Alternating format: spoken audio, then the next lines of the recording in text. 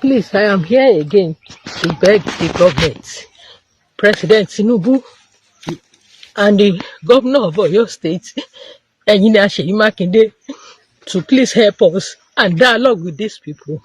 They should not use force. The force that they used yesterday has cost us so much. It has added to our problems. In fact, one of us has been picked that they are going to kill him because government tried to help us by force.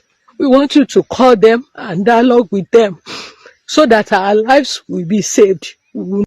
He has done very well. There is no part of Nigeria today that you have the flag of any insurgent, whether Boko Haram, being hoisted. And then all those organized bomb blasts everywhere had been brought to an end. That is it. Thank you. Thank you very much. Issue of insecurity. That is the law. That's obedience of law.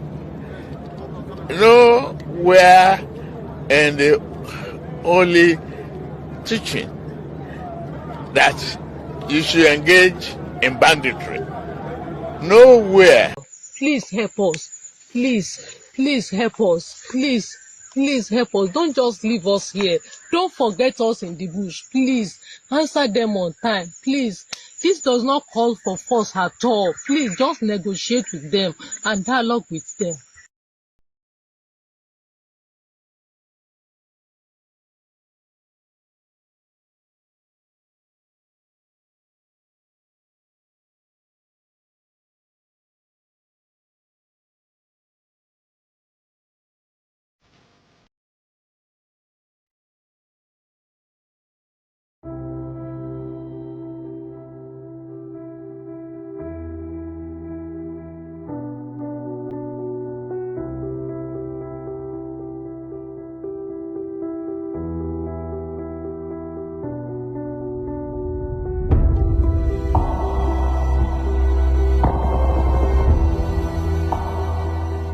That job, I want your cooperation. Mo fẹ́ kẹ́ ẹ cooperate pẹ̀lú wa.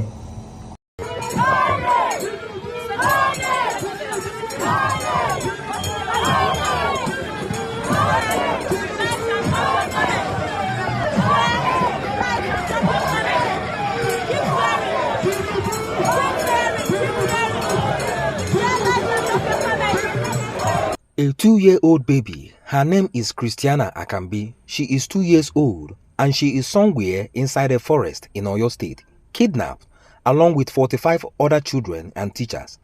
And as we speak and record this video, June 1st, 2026, she has not been found.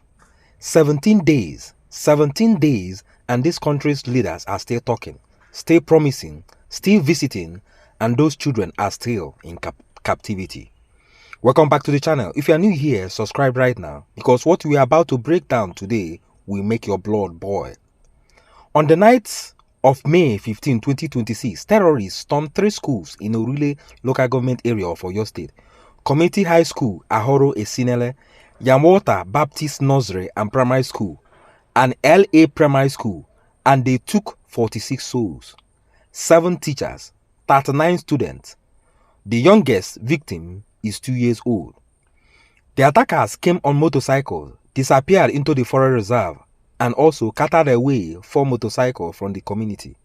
Within 2 days, they released a video, and that video showed them beheading Mr. Michael Oyedekun, a mathematics teacher, a husband, a father, executed in cold blood to send a message. His widow, Mrs. Mary Oyedekun, had to go on camera and beg the Nigerian government to help recover her husband's remains so her family could bury him. His children are still sitting their exams while this is happening. Weep for this country. Governor Seyi Makinde moved swiftly, at least in terms of visibility. He confirmed the killings and announced arrest of 6 suspects and assured Oyo residents that his administration was deploying both kinetic and non-kinetic approaches to rescue the remaining victims. On May 30th, he physically visited Ahoro Esiele's community. He sat with the parents. He looked them in the eyes and he told them he had not been sleeping well. Professor Wole Alamu, the husband of the adopted school principal, Mrs. Folawe Alamu broke down in tears right in front of the governor and begged him to bring his wife home. The governor held him. The cameras captured the moment, and while the Makinde's presence showed empathy and credit where it is due, he showed up. Those families did not need a hug alone. They need their people back. As of today, the victims are still in the forest. Makinde said something important during his address. He said, and I quote, "There is somewhere in Nigeria where we have seen, there is no way in Nigeria where we have seen this sort of situation where nursery primary school pupils are kidnapped." He is right. This is unprecedented for the Southwest. This is Chibok energy coming to Oyo. And if that does not alarm the federal government in Abuja, I don't know what will. The president delegation that eventually showed up in Oyo, led by Chief of Staff Femi Gbajabiamila, SAA, National Security Advisor Nuhu Ribadu, the Inspector General of Police Tunji Disu, the Minister of Defense and others, arrived on May 31. That is 16 days after the attack. And then Tinubu announced the recruitment of 1,000 forest guards. Now forest guard them send. After children don't dey inside bush for 2 weeks.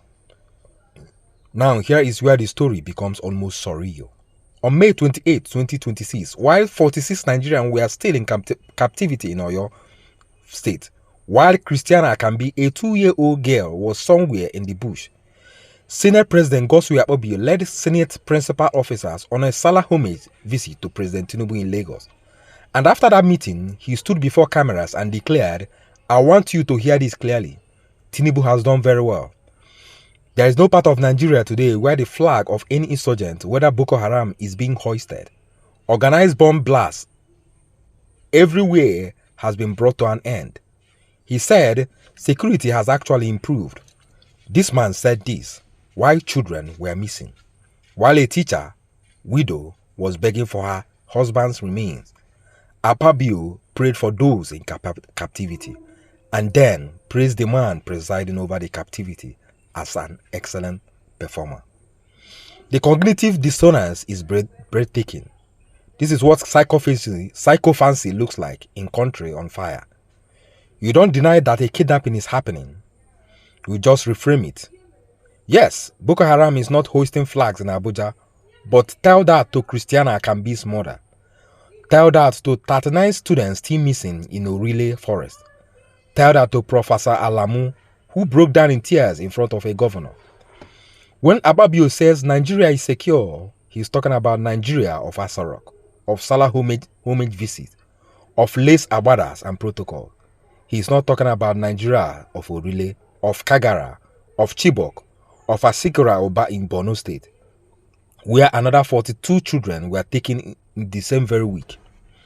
Amnesty International confirmed that more than 80 children were abducted across Nigeria in a single week alone. Akpabio looked at all of that and said Tinubu has done very well. That statement should never be forgotten. And now that the teachers have had enough, as of today, June 1st, 2026, the Nigerian Union of Teachers, through the Oyo State Wing, has declared an indefinite strike. Every public primary school and secondary school in Oyo State is to withdraw their services until the abducted teachers and pupils are safely returned. The NUT National President Audu Titus Amba and Secretary General Clinton Ibitibo signed the order. They have also directed all state chapters across Nigeria to hold solidarity rallies on June 2 in state capitals, marching to Government House nationwide. Because if the government will not protect teachers in the classroom, then there will be no classroom. The teachers are telling this government, enough is enough. You cannot ask us to stand in front of blackboards when we do not know if we will go home alive. Nigerians across social media have erupted. Celebrities including Funke Akindele, Toyin Abraham, and Nollywood actor Kolawole Ajayemi, who is from Obomosho himself, all spoke out. The Law Graduate Association of Nigeria called the attack an assault on humanity. Ordinary Nigerians have been doing what this government refuses to do, keeping the pressure on, sharing the faces of the victim, demanding answers. The family of Michael Oyedekun has begged Nigerians to stop circulating the gruesome video of his death because his children, who are sitting their exam, keep seeing it online. That detail alone, children seeing their father, mother go viral while doing school exam, should end careers in government. It has not. This is Nigeria of 2026. 46 people taken from 3 schools in Oyo State. 1 teacher beheaded. A 2-year-old baby in the forest. A principal recorded from captivity begging for his life. A professor crying in front of governor. Teachers shutting down classrooms, and the Senate president telling us Nigeria is secure. If you believe Nigeria is secure today, comment below. I want to have that conversation. And if you believe this government has failed these 46 souls, also let me know in the comments. Share this video so Nigerians everywhere can see what is happening in Orile. Subscribe to this channel if you have not, because we will not stop talking until those children come home. May God bring them back home safely. Until I see you on the next video, remain blessed.